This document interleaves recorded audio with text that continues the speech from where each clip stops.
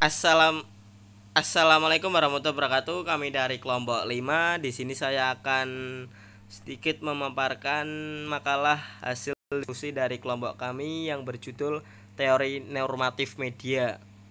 Berikut nama anggota kelompok kami. Yang pertama ada Suwandi Aris Wibowo 341902. Kemudian ada saya sendiri Amar Septiawan NIM 341912. Kemudian ada Eka Nurmafiroh NIM 341911. Kemudian yang terakhir ada M Fikru Najib NIM 34191132.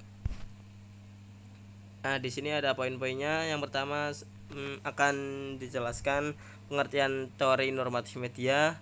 Kemudian yang kedua ada teori pers otoritan, liberal, dan totalitarian. Dan yang terakhir ada teori tanggung jawab sosial pers. Nah, materi yang pertama akan disampaikan oleh Mbak Eka Nurmafiroh tentang pengertian teori normatif media. Saya akan menyampaikan materi yang pertama, yaitu pengertian teori normatif media. Stanley Jebaran dan Dennis K. Davis menyebutkan bahwa teori normatif media merupakan teori yang menjelaskan bagaimana sebuah sistem media seharusnya beroperasi agar dapat mengikuti atau merealisasikan seperangkat nilai sosial ideal. Nah, teori ini dapat diterapkan pada semua bentuk komunikasi, namun paling sering diterapkan pada komunikasi massa. Teori normatif mencakup perspektif dari dalam dan luar media, walaupun lebih banyak dari luar. Terdapat 4 model teori normatif berbeda yang melingkupi wilayah ini, yaitu yang pertama ada model pluralis liberal atau pasar, yang kedua ada model tanggung jawab sosial atau kepentingan publik, yang ketiga ada model profesional, dan yang keempat ada model media alternatif.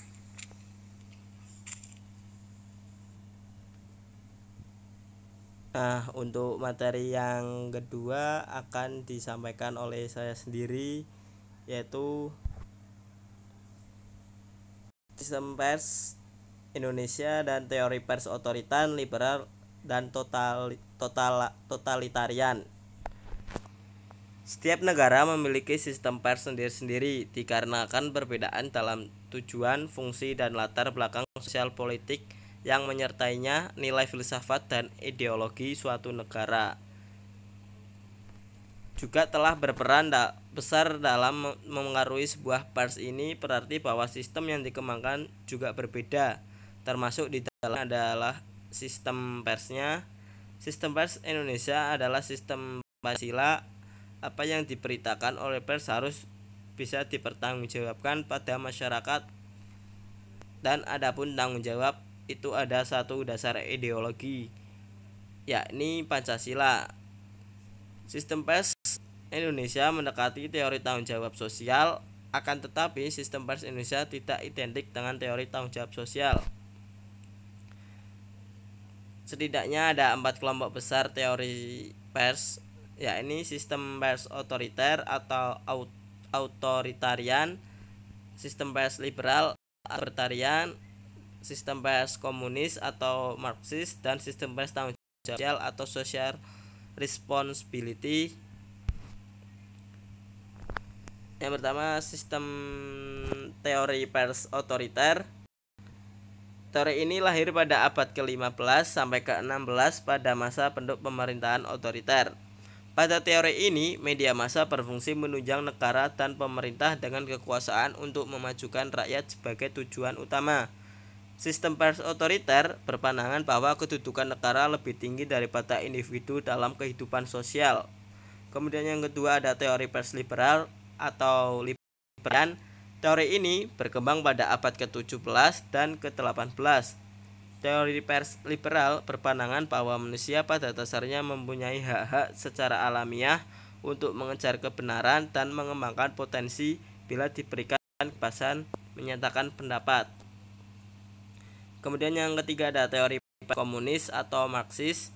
Teori komunis berkembang pada awal abad ke-20. Media massa dalam teori komunis merupakan alat pemerintahan dan bagian integral dari negara. Yang keempat ada teori tanggung jawab sosial atau social responsibility. Teori ini muncul pada abad ke-20 sebagai protes kebebasan yang mutlak dari teori libertarian. Dasar pemikiran teori ini adalah kebebasan pers harus disertai tanggung jawab pada masyarakat. Yang kelima ada teori pers pembangunan. Pers pembangunan lahir pada tahun 1950 dari gagasan UNESCO. Pers pembangunan atau yang lebih dikenal sebagai development journalism menunjuk pada proses komunikasi melalui media massa, baik media massa cetak maupun elektronik dan media lainnya. Yang keenam ada teori partisipasi demokratik. Hikmat Kusumaningrat dan Purnama Kusumaningrat menjelaskan bahwa teori ini lahir dalam masyarakat liberal yang sudah maju. Teori partisipasi muncul sebagai reaksi atas komersialisasi dan monopolisasi media yang dimiliki oleh swasta. Kemudian ada teori pers tanggung jawab sosial yang akan dijelaskan oleh Mas Suwandi Ariswibowo. Silahkan Mas. Baik teman-teman, kita ke poin ketiga, yakni teori pers tanggung jawab sosial. Secara sana kita bisa memperhatikan judul teori ini, tanggung jawab sosial, yang dimaknai sebagai sebuah kekhawatiran akan kebebasan pers yang tidak memiliki nilai tanggung jawab. Teori tanggung jawab sosial mempunyai asumsi utama bahwa kebebasan pers harus diikuti sebuah tanggung jawab yang sepadan. Harus bertanggung jawab kepada masyarakat dalam menjalankan fungsi-fungsi penting komunikasi massa di dalam masyarakat modern. Jadi teori ini pertama kali dipublikasikan oleh Fred Siebert dan teman-temannya melalui sebuah buku yang berjudul Four Theory of the Press. 4 teori yang dimaksud dalam judul di atas adalah teori otoriter, teori liberal, teori tanggung jawab sosial, dan yang terakhir adalah teori otoriter sosialis komunis. Ciri-ciri teori pers tanggung jawab sosial ada beberapa. Yang pertama adalah media mau memenuhi kewajiban dalam masyarakat. Kewajiban yang dipenuhi dengan standar tinggi atau profesionalitas tentang keinformasian, kebenaran, ketepatan, objektivitas, dan juga keseimbangan informasi.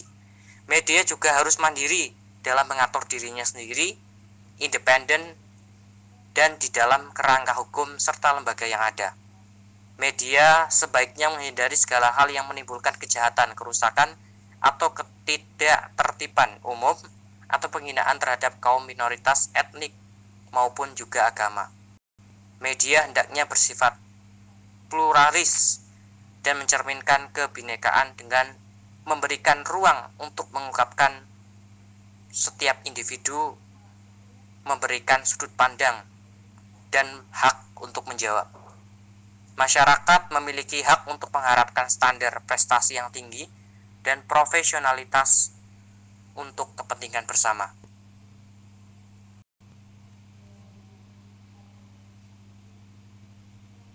Teori tanggung jawab sosial adalah pernyataan tegas guna menolak pers yang digunakan untuk menjalankan kepentingan pribadi, bahkan menimbulkan perpecahan. Pers yang bertanggung jawab adalah arah dari teori berkembang untuk mewujudkan dunia pers sadar dan paham terhadap resiko dan bentuk timbal balik terhadap produk pers yang dibuatnya. Pada akhirnya teori pers tanggung jawab sosial dimaknai sebagai bagian dari sumbangsi pers dalam proses demokrasi melalui media di tengah kebebasan berekspresi melalui teknologi dan media. Segitu saja teman-teman untuk presentasi dari kelompok 5 ini. Bila ada kekurangan mohon maaf.